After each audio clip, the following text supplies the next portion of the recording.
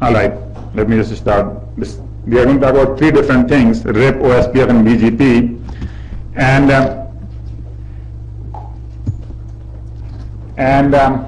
So the autonomous systems are networks which are under one organization control, right? And so between the autonomous systems, we have different protocols than inside the autonomous system. Within an AS, the protocol is different than between the AS. It is like this. Inside your home, you can share a lot more secrets than you will share with somebody outside your home, right? Similarly, inside your organization, your routers will have a lot more secrets than outside, lot more information exchanged than with the outside routers. So that's why we have to have ASs. And AS is a very common term that we use throughout this AS, autonomous systems. Now inside an AS, we have many subnets, right? Each subnet is Ethernet or something like that, and many routers. Some of these routers do not talk to the outsiders, some of them do. The ones that talk to outsiders are called exterior routers. The ones which are inside are called interior routers. So these are all interior routers. They are speaking interior routing protocol and they are speaking exterior routing protocol. Okay? So few words here. Everybody is clear about what is interior, what is exterior, what is AS. Yeah. The protocol is exterior and interior, or the routers itself? Both. So R5 is exterior router? R5 is an exterior router and it speaks an exterior routing protocol. But it also speaks with R8? Yes, so it speaks with the interior also. All the exterior people speak to the interior. All the exterior people speak to the interior, so you cannot have some people who do not speak to the interior, they cannot give any information without interior. Alright, so interior routing protocol and exterior routing protocol. Interior routing protocol are also known as IGP and the exterior routing protocols are also known as eGP. Interior gateway protocol or exterior gateway protocol. IGPs are two examples are RIP and OSPF. RIP and OSPF are spoken only inside the organization. eGP examples are eGP, BGP and IDRP. So there is a protocol whose name is also eGP and it is of the class eGP. So there is a confusion. eGP is both a class and an instance in that class.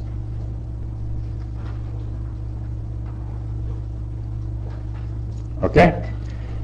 But IGP does not have, there is no protocol named IGP, so this is only a class and it has at least two members, RIP and OSPF. eGP has more members, actually all of them have more members actually. Even IGP has some more which we know, but I'm not going to go through them. So here eGP has at least three, eGP, BGP, IDRP. Having done this, after this we will not really speak about any of those other two, we'll just talk about BGP, which is the most common one. So BGP is the exterior protocol and RIP and OSPF are interior protocol. Out of those, RIP is the old one. So the only protocol, really two protocols that you need to know are OSPF and BGP. OSPF is spoken inside and BGP is spoken outside. RIP was the first protocol that was done and it stands for Routing Information Protocol. It's a distance vector. So the distance vector and the link state. Link state was, we just tell the link state to the whole world, right? And the distance vector is, now distance vector is where you tell what? The whole world about your neighbors. No, if you tell the whole world about your neighbors, then that is link state. If you tell about the whole world to your neighbors, that is distance vector, right? Dijkstra is link state and The other one was the distance vector, right? Bellman Ford. This is a distance vector. A vector of distances is of all nodes is sent to the neighbors. So basically the way I remember is that the big vectors are sent to my neighbors. Okay? And everybody, when they get the table, they look at their table and they create new entries. If anything changes in the table, they send it to their neighbors again. And we had a 3-node example before Bellman Ford. This was distance vector. You send the whole table to your neighbors. And if it changes, you send it again until nothing changes. Okay? So this is all distance vector.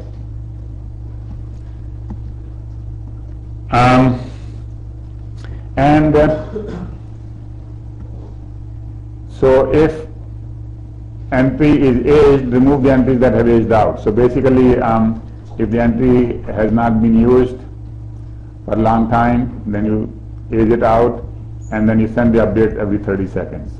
Now, the maximum network diameter is 15 hops, and the cost is measured in hops, and you find out the shortest hop path, may not be the fastest path. So you measure how many hops the distance is. In those days when it was designed, remember this is 1967 or 70s, they didn't have many different kinds of links. Everything was running at 56 kilobits. All the links were equally expensive, equally costly, and so on and so forth. And so the cost concept was not there, it was only hop concept was there. So you find the shortest route, which may not be the fastest route, and the tables are broadcast every 30 seconds, so there is a lot of bandwidth which is spent, and uses UDP with 576 byte datagrams, and therefore you need multiple datagrams to send the whole table. For example, a 300 entry table will need 12 datagrams. Now here is another interesting thing. If one person makes a mistake, then everybody gets that mistaken information, and then it causes a big problem. Okay? So let's see how the mistakes propagate.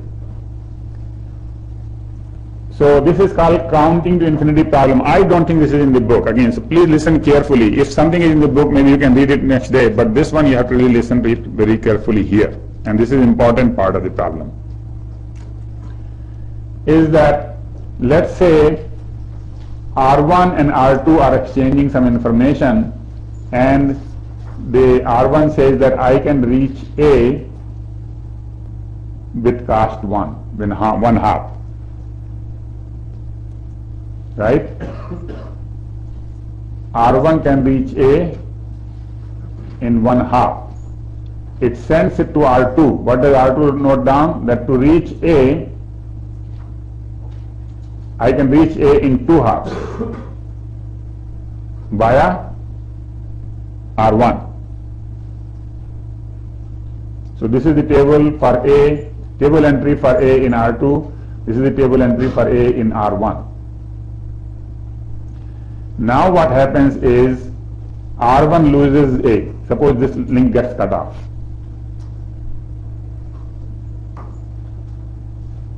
Okay, between the first and the second announcement. So then R1 makes a note that the cost to reach A has gone to 16. 16 is infinity. Because the network cannot be more than 16, 15 hops.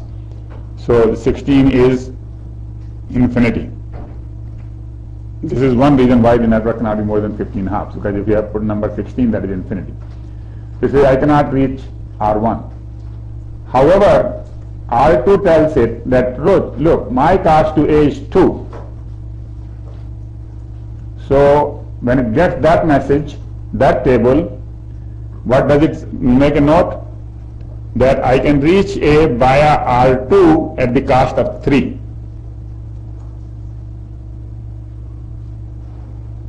Is that clear? All right. And then it tells that to R2 that my table has changed. So R2 says, okay, I can reach A with the cost of 4. by R1, yeah. What is being sent? Like, is R1 ever requesting that R2 send it information, or is it just sent? No, every 30 seconds, every time there is change in the table, every 30 seconds you send it to your neighbors. So why wasn't the 16 sent to R2? Oh, so how did the 4? Yeah, 16 was sent to R2, but he said, I already know 2. I mean, like basically, this one is overridden because I already have the cast 2, so then it is not noted. And this one says I have a cast 16. This one is noted because this is decreasing the cast. Increasing the cast is not noted. Yeah. How come when R2 broadcasts, I can reach A in 2 hops via R1? It doesn't say R1. See here, it's window. Okay. Yeah, that's the thing is that this last column is not sent to the other side. It's only sent the cast table which says I can reach A with cast 2 and B with cast so on so forth, right? So it doesn't say how. Yeah. How would R1 lose the link to A? How one R1 use the link to A? And lose the link to A? Lose. Oh, just disconnect. Somebody came and pulled the plug. Okay. As simple as that, yeah. How do changes in the R2 table from 4 hops? Yeah, because see, thing is now this message comes here. It says my cast to A is 3. Now R1 says my cast to A is 3. It doesn't say that it is to R2. It says my cast to A is 3. Okay, but it has cost to A which is 2. Why did we override it? Right. Okay, let me correct myself. This message was never broadcast. The 16 was never broadcast. What happened was 1 was broadcasted as 2. Then 16 it happened, but before it could do the broadcast 16, it got a message from R2 saying that my cast is 2. So it changed that one, and then it sent that, and it got changed here. So this 16 was never changed. Sorry, I said that 16 was higher, so it was not ignored. No. It was never changed because 16 was never broadcast. By the time the broadcast time came, first this message was received, so it became 3. So 3 became 4, 4 became 5, 5 became 6, 6 became 7, 8, 19. Finally both of them say that the A is unreachable. And that took 16 intervals, like 8 minutes. Alright? And it can be longer depending upon how many hops you're going around. But anyway, so this is called the bad news travels slow. Actually, bad news should travel fast. That's the good thing to do. Because if there is an attack or something, you want to know it beforehand, like an earthquake or something. Right? You don't want it to travel slow. So good news can travel slow, but the bad news should travel fast. In this case, the bad news travels slow.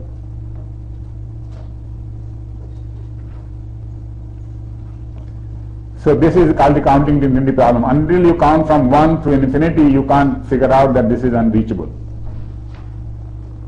Now, is this example very clear to everybody? If not, please ask right now. Alright, because of that, RIP is no longer used. Yeah. I have a question. So, the 4, Yeah. why does router 2 update from 2 to 4? Because it's an increase. Yeah, 3 to 4, yeah. Yeah, right. So that's what I corrected myself, is that you can increase yourself. Yes. When it says that my cast to A is 2 by R1, and then R1 is saying my cast is 3, then it says, okay, so my cast is 4. Alright? The main thing that was that the 16th message is not even sent because it happened in the middle and then it got overridden by 3. Yeah. The book said something about a poison reverse for RIP. Poison reverse. Yeah. It could be the same problem. It could be the same problem, but I think the poison simply means that some table is wrong rather than link going out. Here there is nothing wrong basically. Anyway. So RIP is an old protocol. It might still be implemented in some older routers, but most of us today use OSPF. So that's another message. Even though we teach you about distance vector is old now, right? We use link state.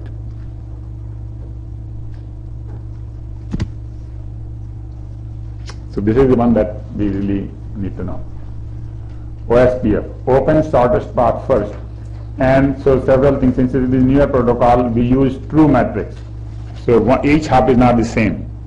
Every hop has a different cost, which is related to the speed actually. And it is a subnet mask, so it knows basically better than prefixes. And then allows load balancing across equal cost path. So if there are two paths which are the same cost, you can use both for load balancing. There is a little bit of detail there which we are skipping here, but it is not that you just send one packet here, one packet there, because if you do that, everything will arrive out of order. So generally you send one flow here and one flow there, kind of thing. So load balancing across equal cost path. It supports type of service. What is type of service? So if you remember the Ethernet packet format, there were 4 bits which says the type of service. Those bits have been there since the beginning of the IP protocol, have not been consistently used by people as to how to do it, but they are supported in OSPF. In whatever way you want to use, it will calculate 16 paths, because 4 bits means 16 different possibilities. So you could just say for this is the cost, for this type of service this is the cost, for this type of service this is the cost. It can create 16 tables for 16 types of service. Allows external routes. Route learns from the other autonomous systems. So if an exterior router says that I have a path and here's the cost, OSPF can learn that one as well.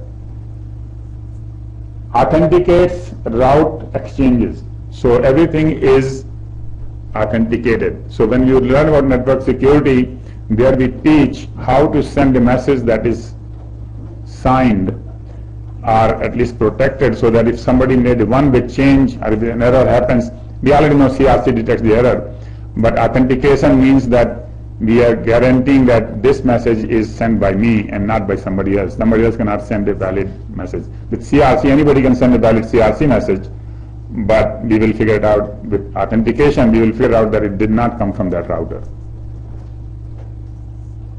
Right? So it is like signed message. Authenticates route exchange. Quick convergence. Converges fast, unlike Infinity. Direct support of the multicast. So it can also handle multicast, which means that you really need to find out the path for multicast tree. And linked state routing. That means each router broadcasts its connectivity with the neighbors to the entire network. So here's the thing. I tell about my neighbors to the whole network. So every message I send is what we call flooded to the whole network. And therefore your network cannot be very big. Right? If a network has 1 million nodes, 1 million routers, you would be just flooding and doing nothing else. What million? If anybody 1,000, it will be too big. So you keep small numbers. And therefore you divide your network into areas. This is one area, this is another area, this is another area, this is another area, area 1, 2, 3, 4, and then there is a backbone area. And there is an external area. Anyway, so basically each area runs its own OSPF. Yeah. Could you explain the types of service, supports Types of service. IP packets have 4 bits which are called types of service. In the beginning, it was envisioned that we will put there some code for time-sensitive protocols or something which is, throughput sensitive or something like that. Different kinds of service we will provide to different IP packets, although it was never consistently used. Some people use it for priority, saying that we could have 16 priorities out of those 4 bits, but it has not been consistently used. quick convergence? Yeah, quick convergence means it doesn't count to infinity. So the bad news travels fast. So the question is, I said that this is IGP, this is Interior Gateway Protocol. How does it support external routes? It just learns, that's it basically, that's all it is. So it knows that if a packet is going to that place, you should send it to me. If it is going outside, then we know that we can figure out the path from here to there outside. So this one actually is designed along with BGP or after BGP, so that understand that there are outside routers as well. It doesn't really speak BGP. It doesn't really. So some router will speak BGP and OSPF. That will understand from BGP. It will learn some external destinations, and it can tell other routers. So OSPF can send a message which says, well, here is the cost to this node, through some other protocols or something. Yeah. Any other question? All right. So we are back into the areas. OSPF requires you to divide your network into areas. Even though it is all one AS, one autonomous system, one company, one organization, but if the organization is big like WashU, it will have many areas. If I can think about it, I would really not be surprised if there are at least two areas, medical school and this school, right? So each area has 3 routers. Each area has a designated router, a backup designated router, and all other routers. So there may be more than one router, more than 3 routers, actually maybe 15 routers in an area. But there is one router which is designated to get out of the area. That is the exit from the area. Anytime you want to get out of the area, you send your packets to designated router. It's like your default gateway. Okay? And then a backup is kept. In case this goes down, the backup can come up, so it keeps all the information current. And then everybody else is internal router. So they are not designated, they may not have the path up to date and all that. So each area has 2 routers, designated and the backup, right? And then everybody else. Similarly, the backbone has a backbone router. There are many backbone routers, and then they have what they call area border routers. This is like designated. This is like getting out, area border routers. This is getting out to other areas, and then AS boundary router, which is that getting out of the AS itself. AS and area. AS is the autonomous system, and so when you're getting out of the autonomous system, there is a boundary router there, and there is a border router here for area. Yeah. The boundary router is an exterior router? Exterior router, yeah. So from area you go to the backbone, from backbone you get out. Or from backbone you go to some other area. So when you want to go from area 1 to area 4, you will, or let me do the example other way around. When you want to go from area 4 to area 1, you will go to your designated router. From there, it will send it to some backbone router. From there, it will send to the area border router. From there, it will go to the other area. And backwards. So everybody understands the function of the designated router. Right? Everybody understand that? All right. So designated router is a default gateway. Yeah, question? Yeah, I just don't get the difference between designated to area border. Okay. Area border router is only in the backbone, and there are many of them because each area border router will connect to one or more areas. Designated router is in each area, and it is basically it is the default exit from that area, and it will be connected to a area border router on the other side. Yeah. And this victimizes something that is connected to the area border. This one? Yeah, this should be labeled as area border router. These are all backbone routers. Backbone routers could be any number, just like internal routers. There could be many routers in the backbone that are internal to backbone. But this is a border router. Yeah. This is called like the backbone area, and that connects all the other areas? Yes. So they just have a two-level hierarchy. You have lots of areas, they are all connected to one central place. Yeah. Could you potentially have more layers if you get a really large network? Tree, yeah, right. So the question is, can we have more tree layer? No, actually. So they just decided to have two-level tree. And the largeness comes in the width of the tree rather than depth of the tree. Flooding is only inside an area. So this information is not flooded outside. This is flooding inside the area. Then somehow this designated router compresses that information and says that any packet going to this area have to come to me. So here what the flooding is being done is basically a big prefixes. You see what I mean? So the information here is everywhere is basically to the size of the area. So as long as the area size, flooding is inside an area, that's the point. So the flooding does not go from one area to the next. Does that answer your question? It would be nice to hear things. There is one way. I mean, you could bring the tree so that it is balanced both in width and height, and have a nice binary kind of tree. However, I mean, then basically you need a lot more of this hierarchy and makes it more complicated. So to keep life simple, they just decided to do a two-level tree where everything goes to the backbone, and then life is simpler that way. So it is simplified, and again, if you, I mean, generally the organizations have found that this is sufficient right now, and if the organizations become much bigger, generally what happens is they don't grow in the same location. They grow somewhere else, then it's totally different AS. Right? In one location, only so much you can grow. If suppose Vasu has a Saudi Arabian campus, then you may build a different AS.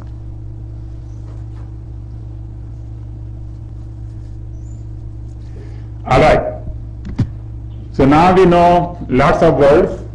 We know internal router, area border router, backbone router, AS boundary router, designated router, and backup designated router. Metrics. So the metric which you saw in your routing table in your computer when you did route something, that metric is inverse of the speed of the link.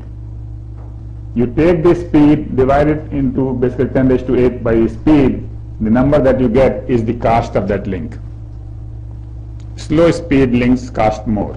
High speed links cost less. So it is not really the dollar cost, it's the throughput basically value. So we want to use least cost means we want to use high speed links.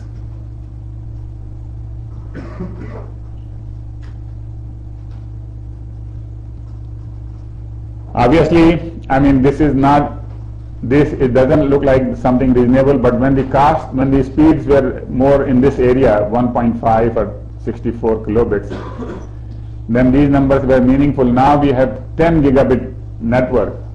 If you divide by 10⁸ by 10 gigabit, you get 0.01 and very small cost. And then the question is 10 gigabit and 1 gigabit, are they properly costed here? I don't think so, but basically this was a simplification again, that they assumed that the cost of the link would be inversely proportional to the speed, and this is how it is automatically calculated. However, I mean, you can change the cost. So if you wanted to put some number for 10 gigabit and some number for 1 gigabit and some number, you could use those numbers. But this is how it is calculated. Yes, we are not calculating the dollar cost here. We are calculating the path which is the best path. Remember, the purpose of OSPF is not to minimize your dollar amount. Purpose of OSPF is to maximize your throughput. Right? You understand that? Right? So we are just trying to find out, when we say least cost path, we mean that the fastest path or the best path. It's like this. Highways probably cost more money than the street roads in the city. But we take highways when you want to go somewhere because they are the fastest path. Alright, so now I understand the metric.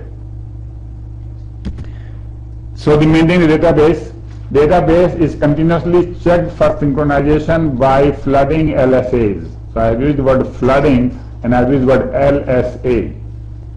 LSA is link state,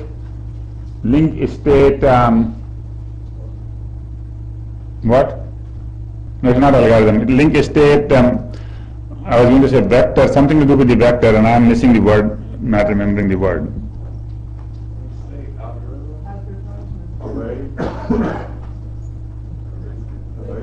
Something. Let's just leave it alone right now. So you just send the link state vectors, link state, whatever LSAs. That is basically your advertisement. Link state advertisement could be. So link state advertisements, we flood those, and all flooded LSAs are added. So this is how it works. I send my LSA to these 8 people here. I will get 8 acknowledgements. Each of them will send it to 5 or 8 people. They will get 5 or 8 acknowledgements. If suppose you send to 8 and you get 7 acknowledgement, then whoever didn't acknowledge gets it again.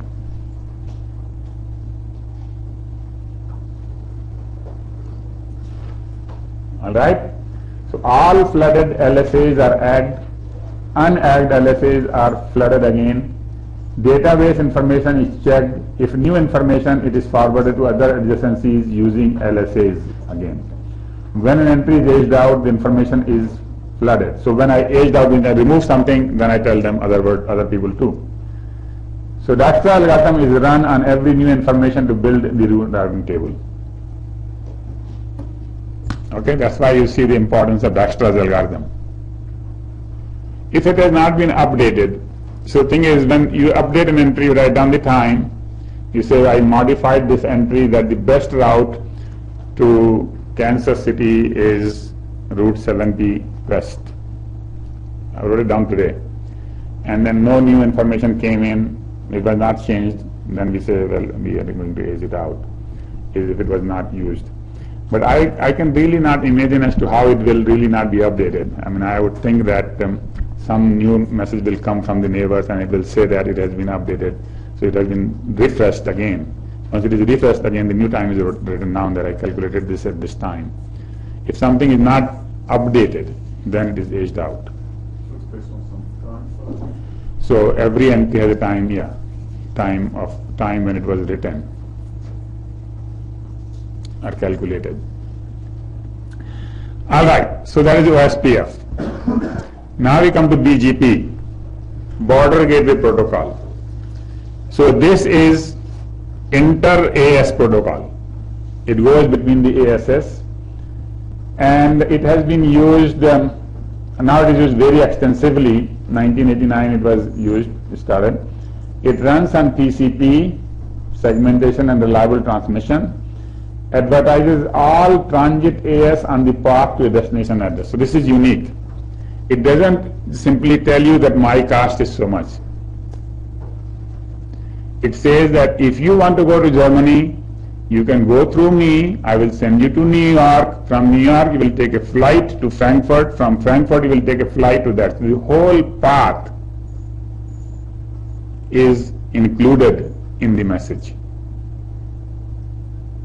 So it is not a number, it's a path vector.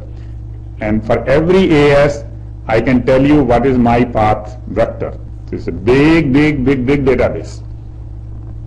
Because for everyone, like remember in the previous one you said, how come I don't remember that, this cost 2 is R1, right? Because they don't remember the path, right? And they don't tell the path. But in BGP, they tell you the whole path. And so the database is quite big, and the information that is exchanged, the path vectors are very large.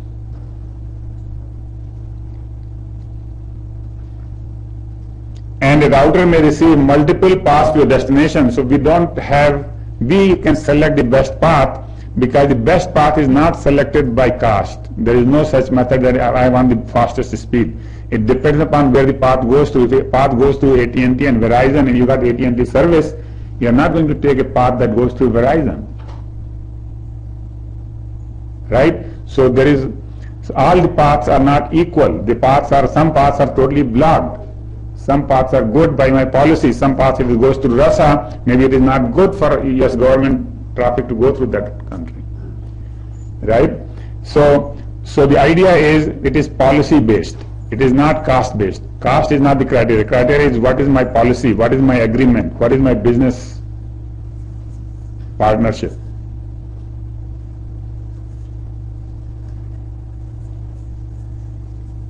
Alright? So BGP uses path vector. This much you should know very well, anytime. That it is not just you just have a link state and things like that. You give the whole path, and you may have multiple paths, and then you select the best path yourself. And the best has to be defined by yourself. Nobody can tell you what is the best path for you. You get a path vector from your neighbors or from whoever, and then you compare them and decide that my path to go to Germany is this best path for me. For example, simple example is St. Louis guys probably will go to New York or Chicago, and San Francisco people will go for Germany, some other place, some other flights. So everybody has a different path, and they select the best path depending upon their own criteria. What information is in the database? Like Path. So basically it says to go from this AS, I have to go to that AS, to that AS, to that AS. okay, so it's like for each router where they can go to, and then From this list of ASS. So it's like I have all the ASS and how Yeah, for each AS we will have, so for my next AS I will have the router address. calculate all the paths. So I will just send it to the next AS, and they will calculate for the next AS, but I know the path beforehand. How do you know the path? How do you know the path? Yeah. Oh, you just exchange these path vectors. The BGP routers exchange the path vectors. Or you trust the router to give you the right vectors? And? You trust the other router to give you the correct vector? Oh yeah.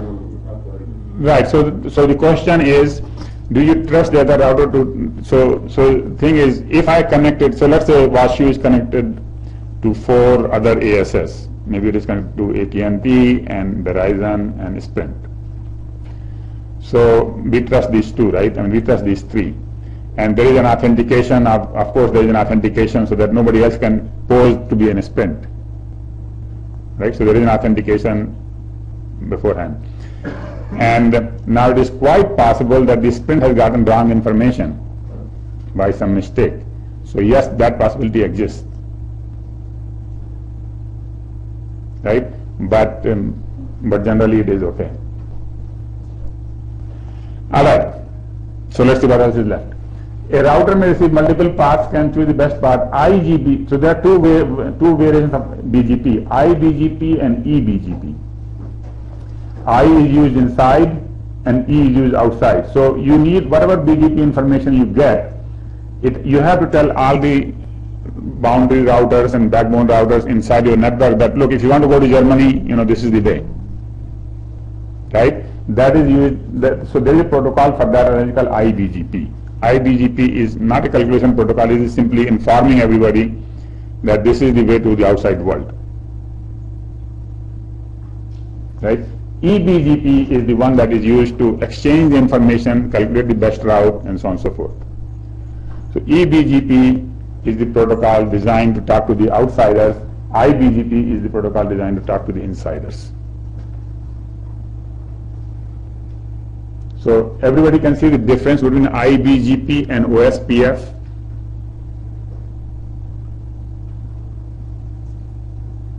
Right? OSPF is used to calculate the path inside the routers.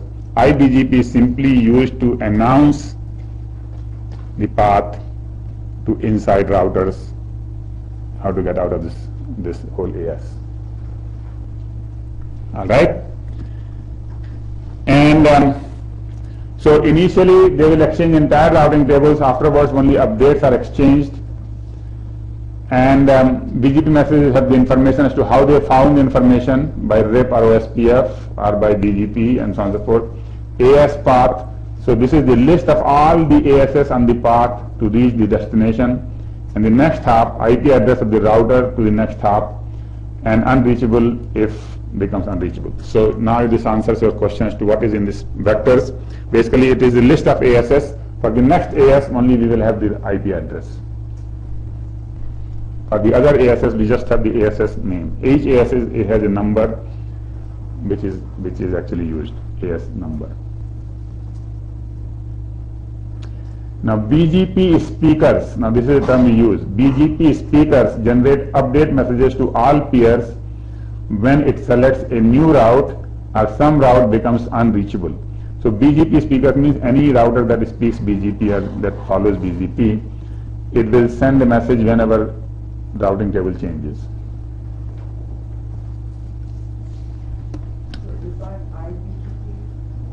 eBGP we are talking about. See, well, yes, ma'am. So generally eBGP is the one that is sent out, to all the neighbors and all that, and then they calculate their own paths.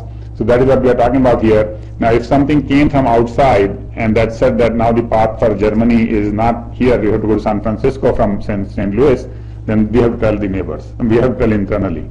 So iBGP will simply announce that news. Yes. So I think if your question was the change of table is sent to both internally and externally, answer is yes. If your table changes, you will tell the internal people also that the New York airport is closed today because of the snowstorm or something, and so you can't use that airport. All right, now it is policy. Why it is policy is because you are careful, because everybody has to pay everybody else for the traffic. So here is an example which is actually from the book. The book, so basically there are three, what we call the companies or customers, W, X and Y. X, Y and W are the customers, A, B, C are the ISPs. X is dual ported to B and C, Y connected to C, and W is connected to A. So A, B, C are provider networks, X, W, Y are the customer networks, and so actually these are called stub AS, stub, S-T-U-B, stub AS, and so they don't do any routing for other people, they just do it for themselves. So no traffic would be coming here and going from C to B, not by X. X is not, doesn't provide any transit service. They are stub networks. So everybody who wants to come to X comes to X, and then basically not as A. So this is like only residents allowed kind of a street. Anyway, so X is dual homed, attached to two networks. X does not want to route packet from B to C. So it doesn't like somebody comes from B and goes to C. So X will not advertise B to be a route to C. So when it tells what are the places you can reach, it will simply tell, X will simply say that you can reach my nodes through me. Period. That's it. And similarly, it will tell C that you can reach my nodes through me. It will not, even though it will get from B the whole world's map, and from C it will get the whole world's map, but it is not going to advertise that to anybody else. All right. Now let's look at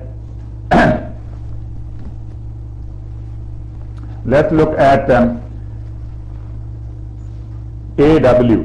So A will advertise path AW to B, and B advertises the path BAW to X, and should B advertise the path BAW to C. So that tells the C that if you want to go to W, then you can go through me. It depends. It depends on whether there is a dollar amount there or not. So the answer here is no, because B gets no revenue for routing CBA traffic, since now neither W nor C are B's customers. Right? So it will not tell C that W is accessible through me. So there is, you see the difference between OSPF and all this. Here it is all done by the marketing, by the people who really deal with real money.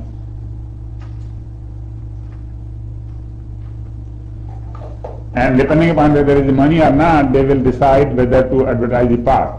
So B wants to force C to route via A. So it says, well, if you want to go to W, go by A, and So B only tells about its customers, which in this case is X as shown here, and so it will take from C only traffic that is going to X, and so on. So this is policy-oriented routing, not cost-oriented routing. I mean, cost-oriented, actually, it is cost-oriented if you want to call it dollar cost. But basically it is policy-oriented, so you decide and how you want to, who you want to let go through your network. So inter versus, so the difference between intra-AS and inter-AS, so be clear now. Intra-AS, we don't worry about policies too much. Everybody can go through any router, right? But inter-AS, it's all policy. So inter-AS, administration wants complete control over how its traffic is routed and whose traffic goes through its net. So intra-AS, single administration, so no policy decisions. Scale, hierarchical routing, table size, reduced update traffic. So because we can make a tree, here the tree doesn't help. BGP, right now the big problem that we are discussing in IETF is BGP is unscalable. It is beginning out of its scale. Basically the tables are so big, there is so much traffic, and it is going worse and worse. So one of the problems that people who are working on next generation internet are working on is how to reduce this BGP stuff. Anyway, so inter-AS is policy, intra-AS is performance. So so everybody is clear, understand the difference between BGP and OSPF criteria? OSPF is a mathematical algorithm, you just run Dijkstra and you are done. BGP, there is no mathematical algorithm. You write down lots of ifs and buts, ifs and then, if and then, if then, and if then, and every company has their own list of if then table. Here, intra-AS focuses on performance. Intra means inside the AS. Inter-AS, between the AS, we focus on the policy. Oh, so the intra-AS is more like OSPF. Intra means internal. The intra-AS is the BGP? OSPF. Oh, okay.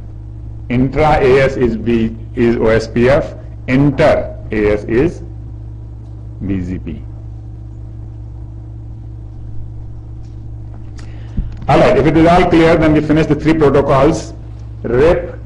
Now RIP uses distance vector routing, and so it had this problem of counting to infinity. RIP version 2 has fixed that problem, and there were 2 or 3 solutions which I did not go into that because this is anyway out of date.